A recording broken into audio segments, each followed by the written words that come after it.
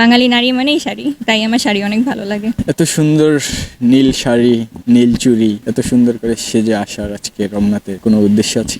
এই তো ছবি তোলা, ছবি তোলার জন্য আসছে। আর এখানে আজকে ওয়েদারটা অনেক সুন্দর। অনেকে বলে নারী ভালোবাসায় মায়াও আটকায়, কোন? অবশ্যই, সবগুলাতে ভালোবাসা তো অনেক প্রয়োজন জীবনে, তো শাড়ি আর কি নারীর একটা শখ। ভালোবাসার মানুষ কি আছে? একটা মেয়ের জীবনে কেমন পুরুষ আসাটা অতি জরুরি? তার মধ্যে অবশ্যই মায়া, আমার জন্য যত্ন যেটা আছে, তারপরে সবসময় আমাকে সবসময় প্রায়োরিটি দিবে, ইম্পর্টেন্স দিবে, এগুলা লয়াল থাকতে হবে স্পেশালি, যেটা এখনকার কেউই প্রায় থাকে না। এখনকার যুগে কি এই লয়ালিটি খুঁজে পাওয়া যায়?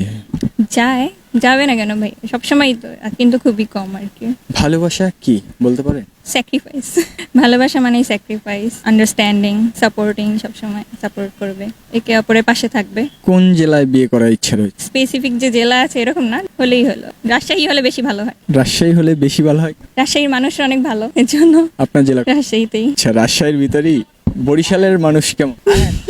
তারাও হয়তো ভালো, কিন্তু আমার কাছে ভালো লাগে না। কাদের ভালো? বরিশালের মানুষদের ভালো লাগে না। বরিশালের মানুষদের ভালো না লাগার কারণ? এটা আসলে কারণ নেই, ভালো লাগে না। রাজশাহী জেলার মানুষকে নিয়ে দুটি লাইন।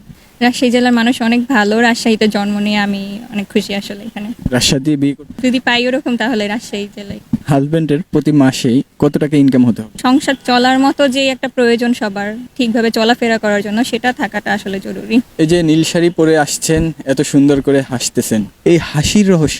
মন ভালো, দেখে তো মনে হচ্ছে যে নৃত্য করতে পারেন। নাচা হয়েছে কিন্তু ওইভাবে আর কি নাচিনি।